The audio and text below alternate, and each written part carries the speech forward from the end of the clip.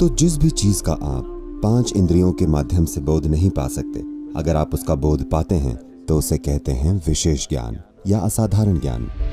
ब्रह्मांड की प्रकृति समझी जा सकती है अगर आप बेजान चीजों की भाषा जानते हो तो, कि हर रूप की बनावट कैसी है।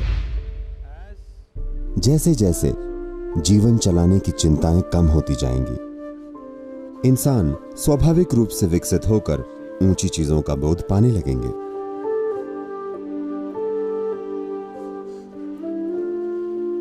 योगिक सिस्टम में इंसानी मशीन को ऐसे देखते हैं। इसके 5 आयाम हैं। ये 5 परतें हैं। आमतौर पर इन्हें कहते हैं कोश। इन्हें खोल भी कहते हैं। कोश यानी एक के अंदर एक।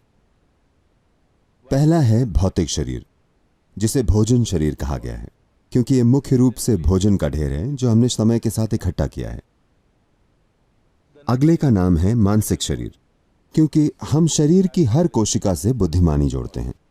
There is more memory and intelligence in each molecule of DNA. DNA के हर अणु में उससे ज्यादा याददाश्त और बुद्धिमानी है जितनी आप अपने दिमाग से समझ सकते हैं। तीसरी परत है ऊर्जा शरीर। इसके 3 बुनियादी आयाम हैं, लेकिन ज्यादातर लोग पहले 2 का ही अनुभव करते हैं, बायां और दायां, जिसमें 36,000 दाईं ओर और 36,000 बाईं ओर मार्ग या चैनल हैं, जिन्हें नाड़ियां कहा जाता है, और जो 114 अलग अलग मुख्य बिंदुओं पर मिलती है, और इन बिंदुओं को संभावनाओं के रूप में देखा जाता है। तो योग विद्या से इन 114 के भूगोल को या शरीर की ऊर्जा की बनावट को पहचाना गया है कि आप इस बनावट का इस्तेमाल करके इंसानी मशीन की सीमाओं से परे कैसे जा सकते हैं। चौथी परत का नाम है विज्ञानमय कोश। विज्ञान शब्द का मतलब है, ये 2 शब्दों से बना है, विशेष ज्ञान। ज्ञान मतलब जानना या जानकारी, विशेष मतलब जानने का असाधारण तरीका। तो जिस भी चीज का आप 5 इंद्रियों के माध्यम से बोध नहीं पा सकते, अगर आप उसका बोध पाते हैं तो उसे कहते हैं विशेष ज्ञान या असाधारण ज्ञान। तो हम एक परिवर्तनशील आयाम की बात कर रहे हैं जो भौतिक से अभौतिक की ओर जा रहा है। तो 5वां आयाम, इसे अमेरिका की नई पीढ़ी एथेरिक शरीर कहती है। यह सही वर्णन नहीं है। यह एक परिवर्तनशील अवस्था है जिसमें भौतिक धुंधला होकर अभौतिक प्रकृति बन रहा है। 5वें आयाम को आनंदमय कोश कहते हैं, जिसका अर्थ है आनंद शरीर। इसका मतलब यह नहीं है कि अंदर आनंद का एक गुब्बारा है। इसकी प्रकृति पूरी तरह से अभौतिक है। क्योंकि यह अभौतिक है, इसलिए हम नहीं जानते कि इसकी परिभाषा या व्याख्या कैसे करें। इसकी कोई परिभाषा या व्याख्या नहीं है। हम सिर्फ अपने अनुभव से उसके बारे में बताते हैं। जब भी हम उसे छूते हैं, हम आनंदित हो जाते हैं। तो बच्चों की तरह हम इसे आनंद शरीर कहते हैं, क्योंकि हमें नहीं पता कि इसकी प्रकृति क्या है, और इसकी प्रकृति भौतिक नहीं है, तो हम इसे शब्दों या व्याख्याओं आदि की परिभाषा नहीं दे सकते। इस आयाम में जाना ही योग की पूरी प्रक्रिया है, क्योंकि इस अभौतिक आयाम को हमारे अनुभव के आधार पर आगे और भी श्रेणियां दी गई हैं कि आप उसमें कितनी गहराई से शामिल हैं। कहा जाता है, आप इस अभौतिक की बौछार के एक महीन छिड़काव में रह सकते हैं, तब आप कैसे होंगे वैसा। या आप इसमें भीग सकते हैं, तब आप कैसे होंगे वैसा। या आप इसमें खुद को डुबो सकते हैं, तब आप कैसे होंगे वैसा। इस तरह इसकी व्याख्या की जाती है। इस संदर्भ में यहां मुझे अपना तर्क थोड़ा छोड़ना पड़ेगा। I have to surrender my logic a little bit.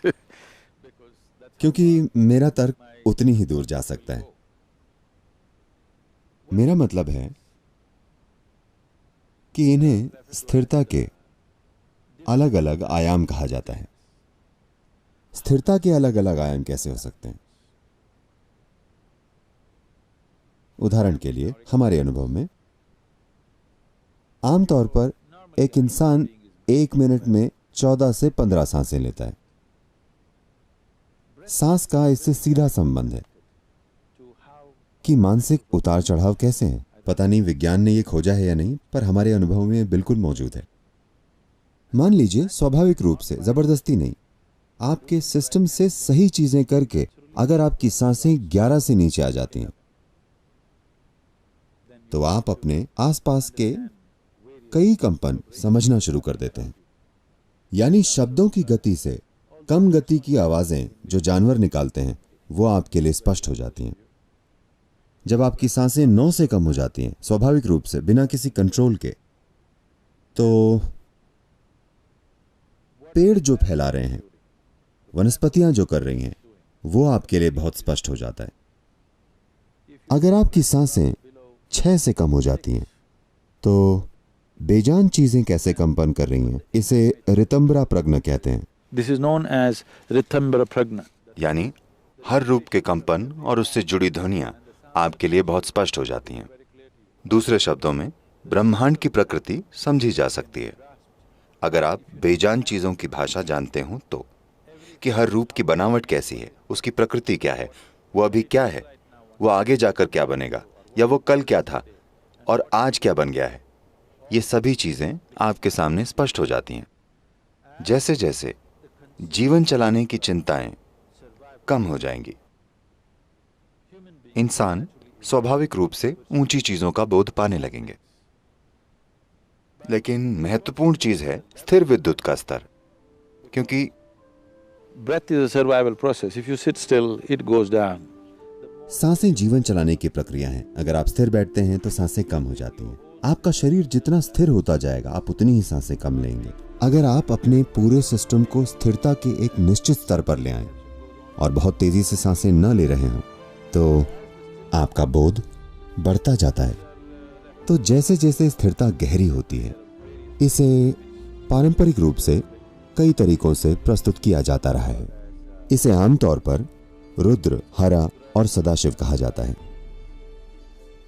पहले स्थिर हैं पर उनमें कंपन है, वे गरज रहे हैं। दूसरे स्थिर हैं लेकिन वे कार्यों में स्थिर हैं। तीसरे बिल्कुल स्थिर हैं। वे जो बिल्कुल स्थिर हैं हमेशा उन्हें परम बुद्धि माना जाता है। बाकी की हर चीज सक्रिय होने की चिंता में अपनी बुद्धि खो रही है एक निश्चित स्तर पर सक्रिय होने के लिए, लेकिन वो जो बिल्कुल स्थिर है उसे सबसे ऊंची बुद्धि माना जाता है। सिर्फ पूर्वी रहस्यवाद में ही सृष्टि के स्रोत को हमेशा सबसे ऊंची बुद्धि माना जाता है। यह सबसे बड़ी गलती है जो मेरे ख्याल से आधुनिक समाजों ने की है। लोगों को कहा गया कि भगवान करुणा है, भगवान प्रेम है, भगवान उदारता है। ये चीजें आपके लिए तभी मायने रखती हैं जब आपके पास ये नहीं होती। अगर आपको कोई प्यार नहीं करता, आप ऊपर देखते हैं, भगवान को आपको प्यार करना चाहिए। अगर आपका पेट भरा नहीं है तो आपको उदार भगवान की जरूरत है। अगर आप बुरा महसूस कर रहे हैं तो आपको करुणामय भगवान चाहिए। लेकिन अगर आप कोई धारणाएं न बनाएं, अगर आप बस एक घास की पत्ती को देखें, एक फूल को देखें, एक परमाणु की बनावट को देखें, तो एक चीज है कि सृष्टि का स्रोत वो सबसे ऊंची बुद्धि है जो आप कभी भी कहीं भी देख सकते हैं। अगर आप सृष्टि को देखें तो ये पूरी सृष्टि बुद्धि से भरी हुई है। अगर हम लोगों को बस ये कहते कि भगवान बुद्धि है तो हमारे पास एक ज्यादा समझदार दुनिया होती। यही मेरी सोच है और यही मैं लोगों के अनुभव में लाने की कोशिश कर रहा हूं कि सृष्टि का स्रोत खुद बुद्धि है। अगर आप ये पहचाने तो आप वैसा बनने की कोशिश करेंगे।